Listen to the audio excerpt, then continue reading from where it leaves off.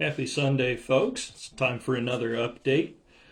Some of what's been going on this week, probably my favorite thing I got during this week was an email from the City of Power's invitation to a collaborative economic education development partnership, kind of a visioning group making plans around what they are intending to do for their development. They had a number of things on there. It was a 5 page thing of ideas, plans, things they want to discuss, partners they want to have, and how there can be regional collaboration around their economic development, which is a long overdue thing. I'm happy to see them going down this road and being very engaged. And of course, they're going to get support from, I'll definitely be there. South Coast Development Council, I'm sure, will be there. There's a number of other partners, university, OSU, don't remember, SWAC might be on there. Some educational development plans they've got. Just a lot of partners and a lot of planning that I'm proud to see Powers undergo. We got, let's see, there's some work around. I got outreach from some farmers about increased mosquito populations. So to me, I thought this was late in the year for it, but apparently it was last year or the year before. There was a large outbreak of mosquitoes around late October. Causes illness, causes problems.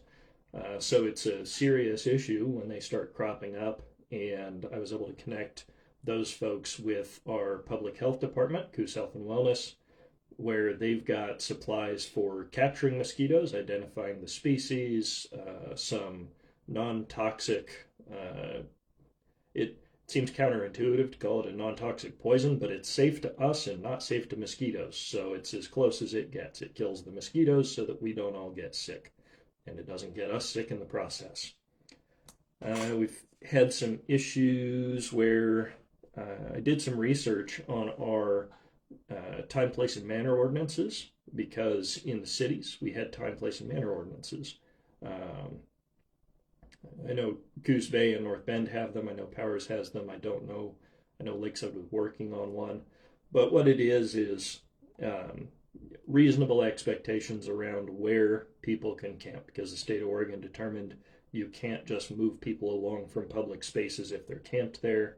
There has to be allowable spaces, which you don't go and say they're allowable. What you do is you select areas with that restrict the time or that location itself or the manner in which a person can occupy that space. And it's a way to keep at least the perimeter around schools clear, keep the perimeter around major roads clear for everyone's safety. The county was working on that back in 2023. And that process was dropped because there were some things moving through legislation, and there was a desire to wait and see what would happen with those, because it may not be necessary depending on how things went. And it is a lot of time and a lot of effort that goes into making a time, place, and manner ordinance. Hard enough when you're in a city with small, finite boundaries. When you're dealing with an entire county, it's a big undertaking. So that effort was discontinued in 23 pending the outcome of some things. I look around and we're in 2025. The outcomes we were expecting weren't quite reached. So it seems like it might be needed still. So I may be reactivating that effort. It'll be time that I spend researching issues like distance from waterway in particular is an issue, not only because of the flooding we saw in March and the potential that water levels can rise very quickly and take people out, but also in terms of water cleanliness. Sometimes people engage in behaviors that are detrimental to the shoreline, which can then result in silting in the water or just the dumping of stuff into the water that's not healthy for the waterway. And then, of course, we have a lot of roads that are traveled at pretty high speeds being in the county. So wanting to keep that perimeter safe as well. And those will be discussions and things I look into. I'm not going to have staff work on it right now because we have a limited amount of staff, and I am limited myself, but I see the commissioners were a little more of utility players. Where there's a gap, we fill in a gap. This is somewhere I can fill in, and I have some specialized knowledge of the issue because of my work in homelessness and my past city council experience. So I'll be taking on some of that.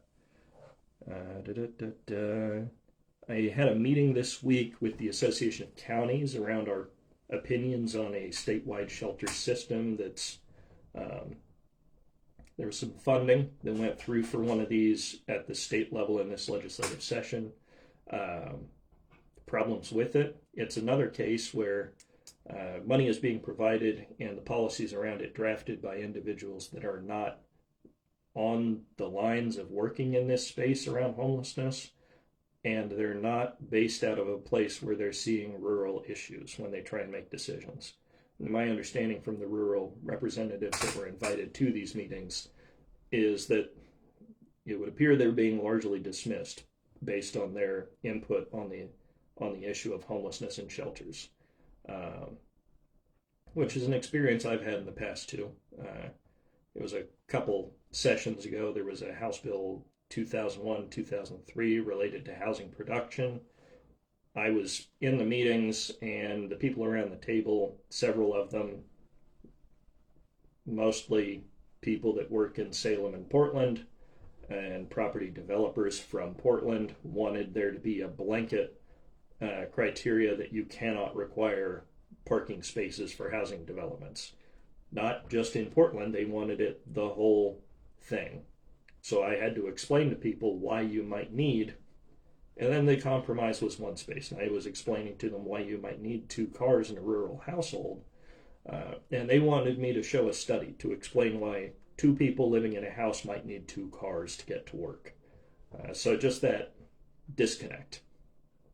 People closest to the people making decisions that get to talk to them the most, but don't understand the issues in rural Oregon and don't want to hear them. So that's a broad outline of what the challenge there is. And then there were some other issues that are, well, actually, that was really the root of the issue. And then funding. They want things to be 24/7, to prioritize that, which in itself, the Association of Counties was asked to support this bill originally on the promise that they were going to remove the requirement that it be 24/7. They got some of my colleagues to support it, and then the legislature did a rug pull and kept it in anyway. So a lot of distrust for them at the moment, unfortunately. Let's see, which is part of why I talked with one of our senators this week about the ongoing transportation bill, the interim session. It's a crisis bill is how they're presenting it. It is emergency money that is needed to operate ODOT, but as I pointed out to them, they're putting $20 million into graffiti cleanup and trash cleanup in Portland. That is not critical infrastructure. That is cosmetic work. And to an extent, it's a problem Portland, in my opinion, has invited upon itself over time. They've seen higher levels of crime. Well, a couple of years ago, they tried to get rid of all their police, so yeah, they probably see higher levels of crime. And putting forward an emergency bill that puts $20 million into their graffiti does not seem an operation in good faith. And also how they've treated their staff. And that's a frustration on my part. Just having run agencies with a lot of staff, having been in local government, and knowing how much effort and work our staff in government have to put up with, in addition to the stress they undertake for being one of the faces of government, to see the state legislature and the governor just take away all of their staff's Labor Day weekend, the last long weekend before their kids go to school, and then losing the first week of school for many of them because of the schedule of this emergency session, generally pissed me off. But that's just stuff to do with me and my ethics. We've had some communications with citizens about the Whiskey Run trails. So kind of how I've expressed this to folks that have talked to me and reached out to me. So folks that don't know, we're doing a timber harvest. It includes areas of the Whiskey Run trails. Part of, in my learning the history of this, part of the reason those trails are there, the only reason they were permitted is under the condition that the timber harvests continue in its proximity. So we've had some folks say, well, you didn't plan appropriately for this. On the other hand, the only reason that trail exists is because those timber cuts were going to be permitted. That was part of the formation of the trail system. But not everybody has gotten here as long ago as that plan happened. So the conversation that's being led by Commissioner Sweet with TSOC, the Travel Southern Oregon Coast Association, and some other groups locally, is how we better communicate in the future that these harvests are going to happen. Because at the core of it, that ended up being a lot of people's frustration, as they felt they didn't know, which honestly they probably didn't. From the context of the whole thing, the only reason those trails exist is because this was allowed to happen.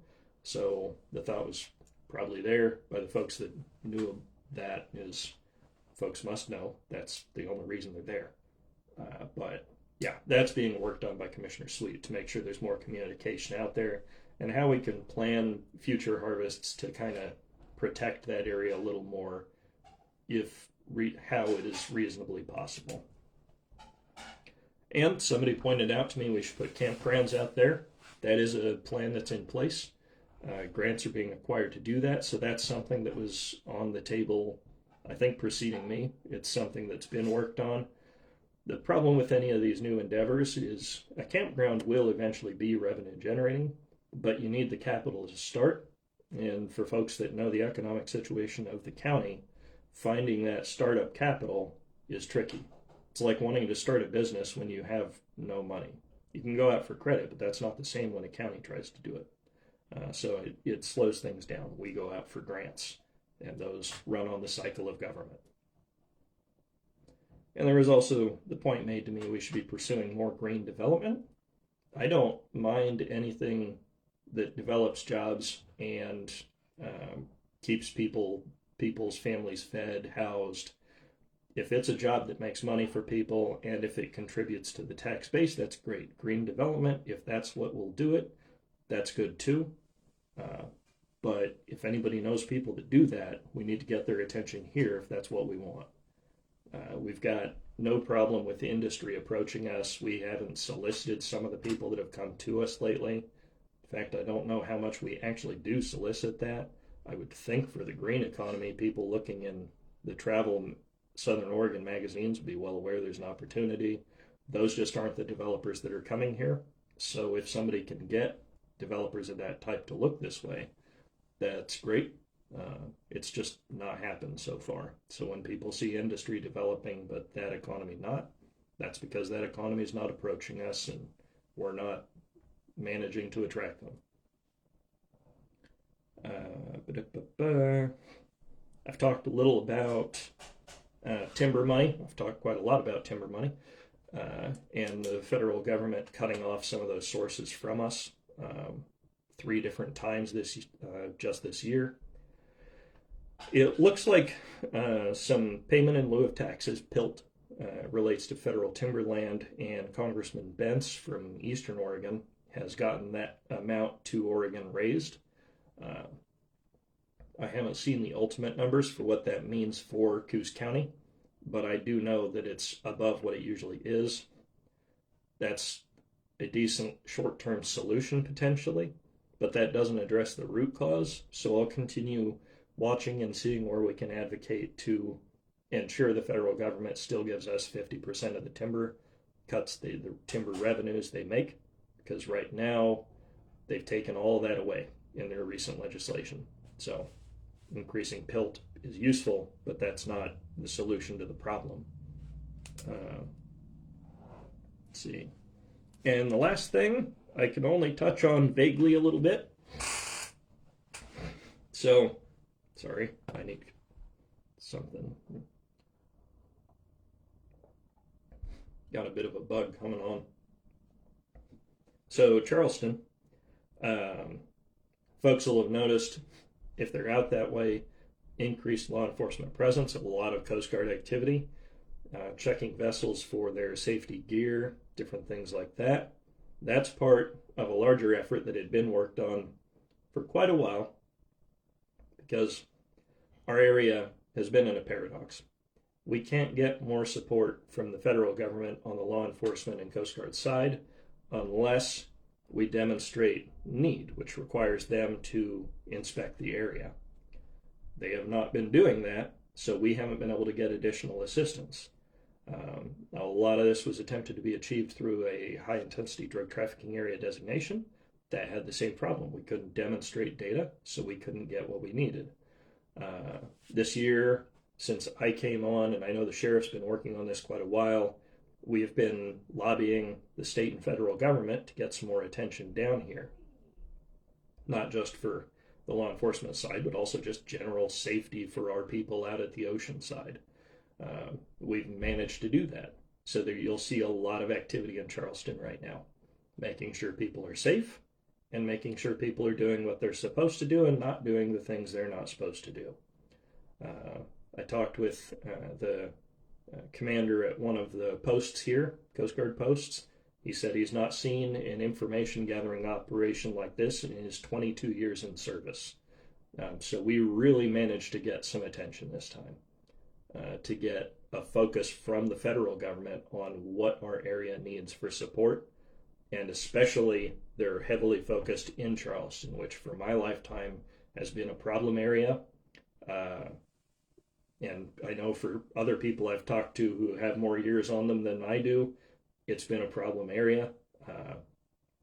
So yeah, we finally managed to get some attention from the federal government on that specific zone where problems have been for decades. It's inconvenient for some of the fishers though, because it means they're getting more inspections than they're used to. So because of that, and me hearing about that, I swung by the Charleston Fishing Families Association. I think I got the acronym right. I've got one of their shirts, which I appreciate. Thank you, Carol. And a hat now. But yeah, I checked in with them to see how they're feeling. A lot of feedback from there was positive. They like the fact that people are looking into the area and making sure Charleston has what Charleston needs, which is good. One of the things I said during my campaign, there are communities that have felt forgotten. I will not be forgetting anyone. That's why I've paid so much attention to Lakeside, to Powers, to Charleston. I've been out in Hauser for events. Go into the other communities if they invite me. If it's something I don't know about, I can't make it there. But if I get invited, I'm trying to make it everywhere. And still talking with the folks, obviously, in Coos Bay and North Bend about what they need and where we can help when the opportunity comes up. Because the central thing to turning Coos County around is going to be strong spines and squared shoulders. We've all got to be pushing. And the cities are a big part of our economic driver. So talking to them a lot while also making sure we pay attention to areas like Charleston. You might think it's a city. You can't find a city hall. It's actually a county. It's a census designated place. So this week I'm going to have an update, a meeting and an update from the South Coast Interagency Narcotics team. When I look at the drug problem, you boil things down. Addicts, folks that are addicted to substances, at the end of the day are a victim of somebody preying on them. They're susceptible to addiction. Somebody's taking their money and making sure they suffer so that they can get wealthy. Dealers are a problem in that case. And when you look at the dealer, from the dealer standpoint, we're talking economics. So I have been looking at how do we make things not economical for them to do business. One of the jokes I tell people is Oregon's demonstrated very well that it is good at driving business away. Now we just have to apply those same principles to drugs, get a little easier on business. So I'll be learning from them and trying to find out where there are ordinances or policies that the county can put into place to support the effort to push drugs out of our community, to make us a non-permissive environment for transporters and sellers of drugs, so that the folks that have addiction problems can get clean, live good lives, and no longer be the victims of these dealers. So that is my update and my soapbox for this week. Appreciate folks for checking these out. My cat is roaming around here somewhere. He doesn't want to introduce himself today, though, but someday you'll meet Filbert, and we will talk to y'all later. Bye.